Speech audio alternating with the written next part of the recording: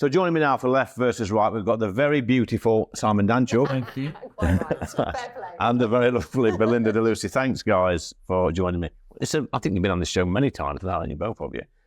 We hear it said very often, and I think it's still the case, that it's still a man's world out there. And sometimes women are left behind, whether that be in their jobs, whether it be in pay, whether it be in career opportunities.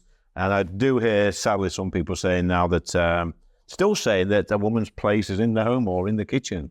Belinda, what do you think of that? Well, look, I think women should always have a choice, and women's brains are an incredibly precious, treasure to the world. I think women are incredible sex, and we could do anything we like. We can compete with men on many levels. On many levels, we can't compete with men because of our biology. Yeah. Many things, and I'm happy to accept that, because I believe there's a distinct difference between men and women, and they're beautiful differences, and we should celebrate them. I would say, however, there is a question around whether it's a healthy idea to create a climate that's hostile to motherhood and hostile to a woman staying at home and bringing up her children. And I think there are many women who would love to do that, but don't necessarily have a choice to do that.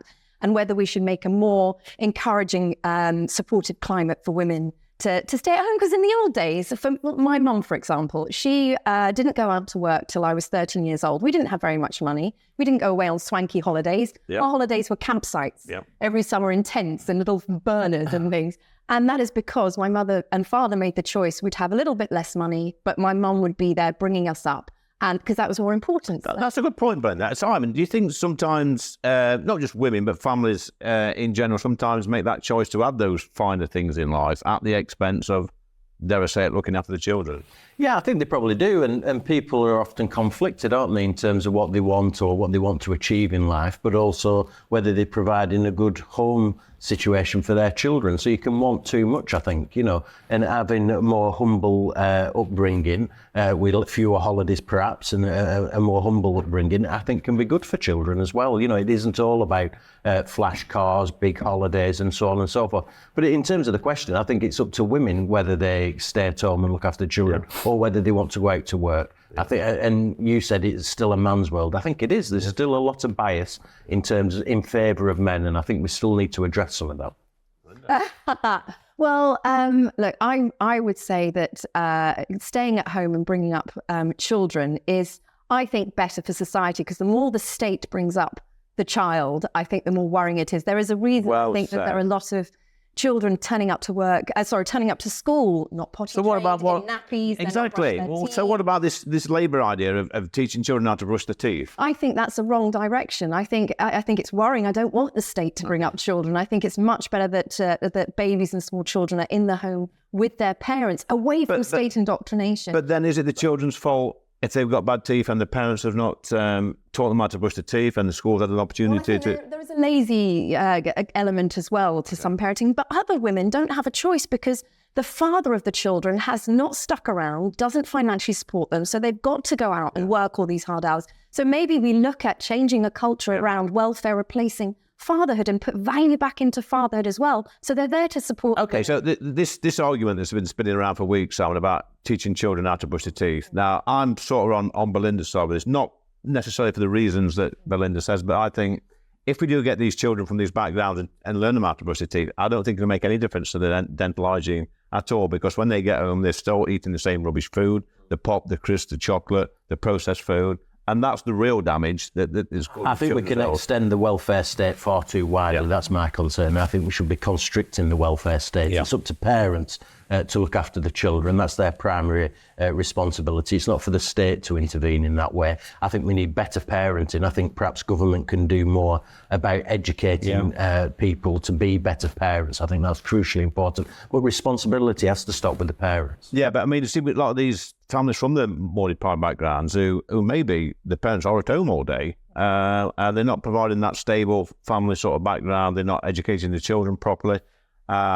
And like Belinda says, I don't want to see the state interfering with children's welfare and their upbringing, but there comes a stage where surely sometimes if they see that child's not being trained properly, that they need to step in and help that child. Well, I think it was a few decades ago, certainly when I was young, it was very much the working class who had the manners and the cleanest, tidiest houses and the hardest Scrubbing the old step. And there was so much honour in society. If you look at families, there's so much honour in a man providing financial stability for the woman who is pregnant. That doesn't really exist anymore. And I hate that in our culture. Well, because I think we've become over-reliant on the state and on welfare. And I think we need to roll back some of the welfare and make more people more independent and dependent on themselves rather than on the I think you're right, Simon, because I remember back in the day where we lived in terraced houses, 2 up, 2 down. All the men worked down the pit in our village, and we all had long, massive gardens, and they were all immaculate with vegetables in and chickens or pigeons at the bottom. And these were men that were doing incredibly difficult jobs working underground, then coming home and doing a shift in the garden. And now, you go past some of these estates where quite clearly their families aren't working, they've got weeds that high, they've got a wheelie bin that's not been emptied for 3 weeks and probably a settee buried in the back garden. What's gone off? Yeah, I don't know. I think that the state has intervened too much in a way and not said you are responsible for getting a job. If you want to get married and have children, you must get a job first. I mean, it sounds hard, but that's to do with the safety and protection of children as well. The other thing is there is so much value in motherhood. Females are, I believe, built so that they can nurture and take care of newborns. And I don't think there are that many women that want to go straight back to work, but they have to. So the point is, how can we make it easier for women to take care of the little babies and not be indoctrinated by the state from the year 3 or whatever it is, by them taking over? The more the state does, the less parents will do. Can't go down that road. But I agree, and I'm traditional Labour, and the Labour Party is called Labour because it represents Labour, people going to work. And I think we've lost some of that along the way in recent times, I'm afraid. Okay, well, so Linda, final word to you on this one. I think women should be supported in whatever choice they take, but the climate needs to be changed to celebrate motherhood and all the gifts that beautiful female women can give society. Let me just come back in, but on that point, is it too easy now for people to have children and the state pick up the tab? That's my problem. I feel like the state has taken over and devalued fatherhood so much that men are no longer really required. It doesn't matter if a man doesn't hang around his kids anymore because the state will come in. I think that we need to look at that again, the culture of men taking care of their cubs and having jobs. In Manchester, working age people on benefits is up to 18%. What are the guys doing? Well, fair point. And that's not sexist, but they go out to work, we have the babies, and then when the babies are at least, going to secondary school, then I think then we should really support women going into work, but it must always be a choice. Great debate, guys. Thank you. The very gorgeous Simon Nancho. Thank you. Belinda de Lucy. Look,